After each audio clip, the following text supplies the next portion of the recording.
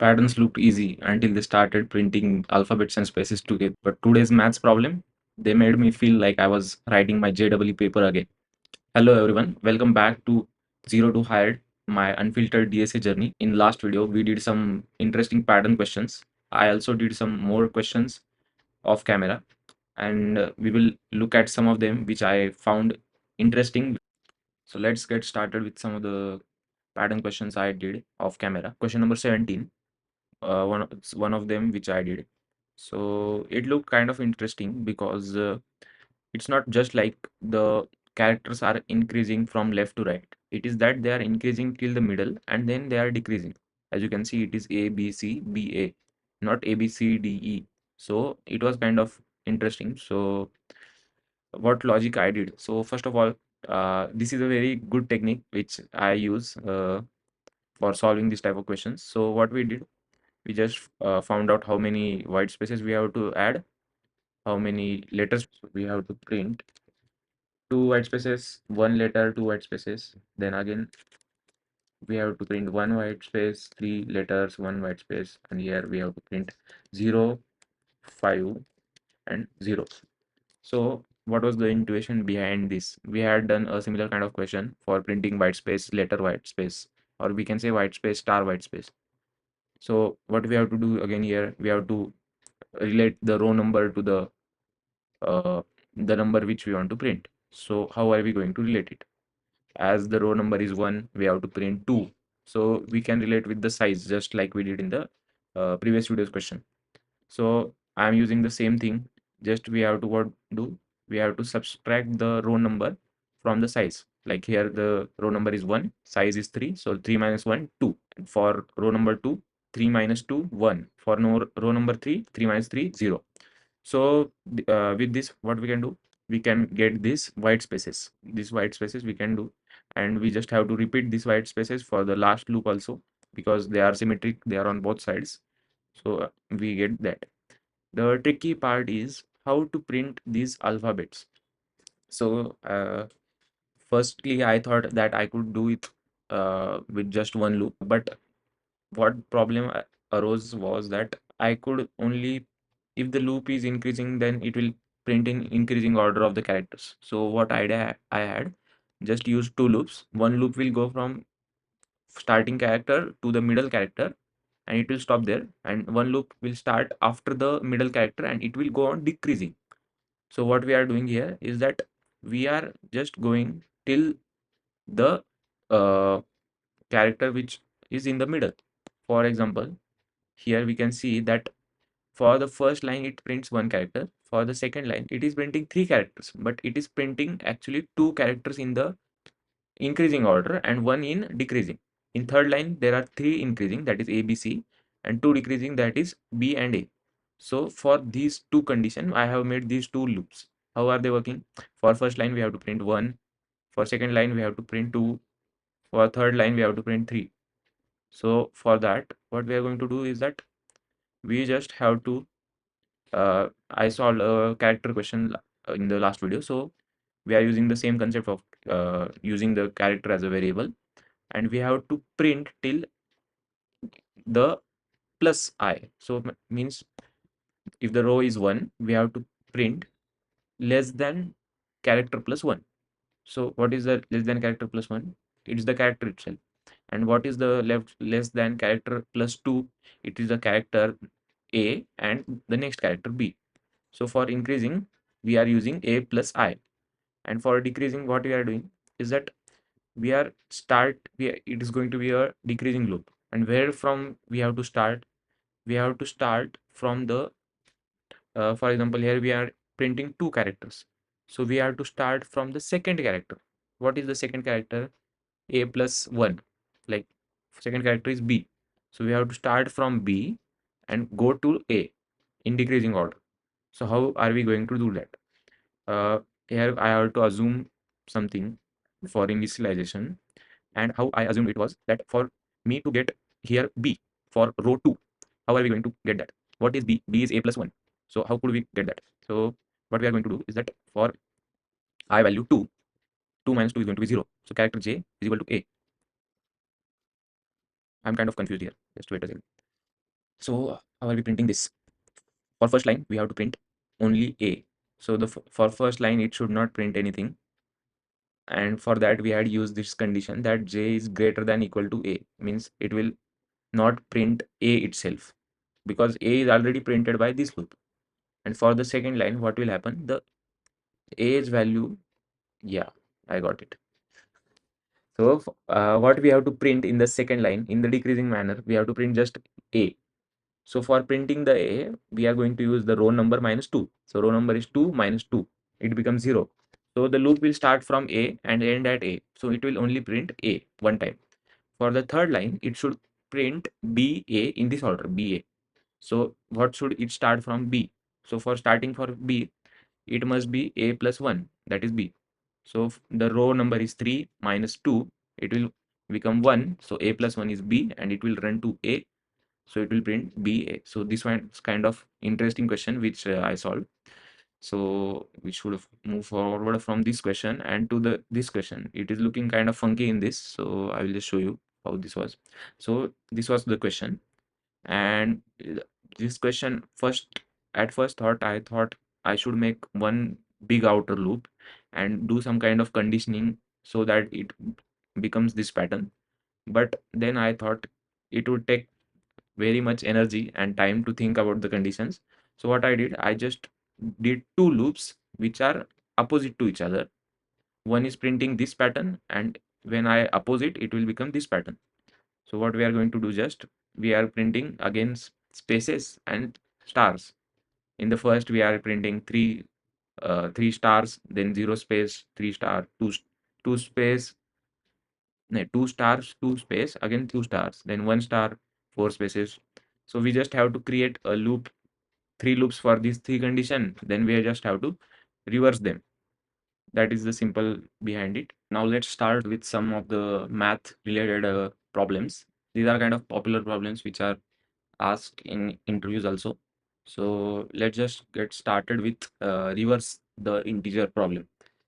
For this problem, there was an approach which I learned in my theory classes.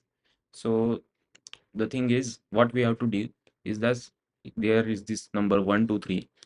So this 1, 2, 3 we have to split into the individual digits. For example, this we have to first remove this 3, then we have to multiply that 3 by 10, then add this to it, then we have to multiply that 32 by 10, then we have to add 1 in this. So this kind of approach is used. For this we use the, what they call that operator, modulus operator, which gives reminder after the modulo operation. So let's just get started. As we can see, the function demands that we return a int. So let's just return a rev, which is going to be our reverse number.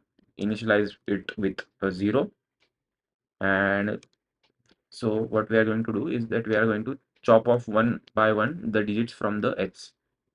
So what we are going to do, while the x not equal to 0, we have to chop it till it becomes 0. What we are going to do is that we have to first find a remainder. So interim I will say is equal to the x divided modulo 10. So if we modulo 1, 2, 3 by 10, we get 3 as a reminder. So it will be stored in RAM. After that, what we have to do is that we have to add it to the rev. So how we are going to add it to rev? We have to do rev into 10 plus remainder. So what it will do, if the rev is initially 0, 0 into 10 plus remainder, it will become 3. Then in next loop, the remainder will become 2 and the rev is 3. So 3 into 10, 30 plus 2, 32 it will become. Then last remainder is 1. So 32 into 10, 320 plus 1. So I think this should be it for this. Okay, so there is a integer. Okay, there is an integer overflow error, and this is a kind of concept which is a little bit out of we can say it is a bit advanced, which most of the people don't know. What is happening here is that when we multiply the rev by 10, what is happening that it is saying that this number into 10 cannot be represented in int. It is saying that the number is overflowing the integer capacity. So we cannot have that. And I think we should return 0 if, yeah, it, sorry, I didn't read the question carefully. It is saying if it goes outside the integer range, we have to return a 0. So they have given the condition. So we'll just write two conditions, one for the int max and one for int min. So if rev is greater than max, int max is the maximum value a integer variable can store. And here we can use the modulo 10, modulo not divided by 10, return 0. I will tell you why we are using the divide by 10 in just a second. Let me just write these two conditions for int min divided by 10 and return 0. Let's just see if this runs or then is anything else. It is kind of taking long time. Time limited exceeded. X is equal to 120. Why would the time limit exceed for 120? Assume that 120. Let's just dry run it. We are taking 120, then 120. The remainder will be 0 for first part, and the okay. I think not remainder will be 0 and x. Okay, we are not actually changing the value of x, right? The x is not going till 0. We didn't modify x anywhere. We just modified the reverse number. So I think we have to modify the x also. X is equal to x by 10. Please God, work. This must work, I think. Yes, it has worked. Let's submit this. Please get submitted. Yes, it has been submitted. Okay. So like it worked. What was happening that we were getting a reminder out of x, but in each loop the x was same. So the remainder was getting same. So it was running for infinite loop and it was not becoming 0, which was the condition for while loop. So that was the problem. And so this question is solved. So this concept is going to be used in the next questions. So let's just see the second question, which is the palindrome question.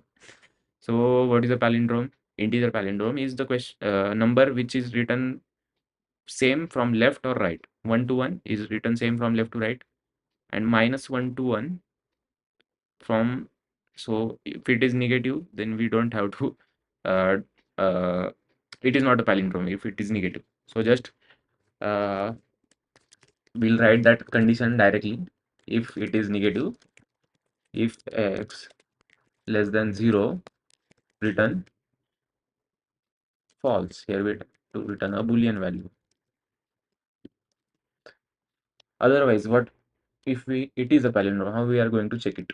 What we can do is that just like we did reverse integer, what we will do, we will check if the reverse integer is equal to the original integer, and if it is, then what we have to do, we just have to return true if it is same. So I will try to implement the part very fast. I could have copied the code, but I think it practice makes a man perfect. So we should practice, and I will store the original value in a variable a. Okay, so what we have to do, we have to implement that part while x not equal to 0. Then what we have to do, we have to print rem is equal to x modulo 10 for getting the remainder. Then is there constraint here? Yeah, the constraint is there, I guess. So I don't think the integer will overflow. Let's just see. I will handle it later if it overflows. So what we have to do, rev is equal to rev is equal to rev into 10 plus rem, and then x is equal to x by 10, and then we have to just do a condition if a is equal to rev, not is equal to, double equal to, is equal to is a assignment operator and double equal to is a comparison operator. So return spelling true. My typing skills are horrible. Else it will return. Hmm.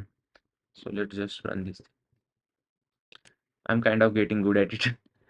I think I may get hired in this series. Oh, so there is a runtime. Yeah, we have to implement the integer overflow part. So just let's do that. Rev is greater than int max. I thought I spoke that I was getting good and we had an error. So let's just solve it quickly. Return, what should we return? But if it is, uh, what should we return? Return true or return zero? I'm getting kind of confused here. What should we return? Was it written in the question that description if it is a polynomial, false otherwise? So I should return false.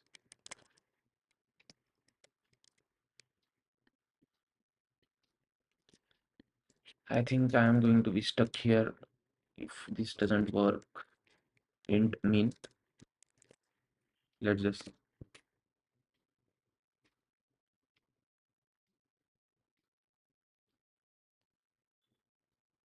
it worked. It worked. As I thought we had to return false if it was not a palindrome. So that worked. So we had done two questions. Let's do another question, which is called as a Armstrong number. And I don't think I have solved this question. The previous two I had known them, but let's understand what is an Armstrong number of 3 digits. Okay, so the number cube of the number cube of the digits and their addition is equal to number itself. For example, 153, 1 cube plus 5 cube plus 3 cube. Okay, so here also we have to separate out the numbers. And okay, so let's just save the n value in a num initial part.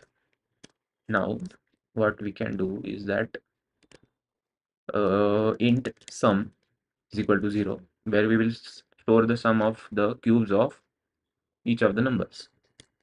And what we'll do is while n not equal to 0, we will pick out each digit, do the cube of it, add to the sum. Okay, so let's try that. What we'll do is that rem, we need the remainder. So int rem is equal to n modulo 10. Then what we will do is that sum is equal to sum plus there is a math function called pow, and we have to like write it as first raised to power second. So rem raised to power 3, and this will be the sum value. And if uh, the sum value equal to the num value, then we'll return, yeah, it is a boolean, so we have to return true.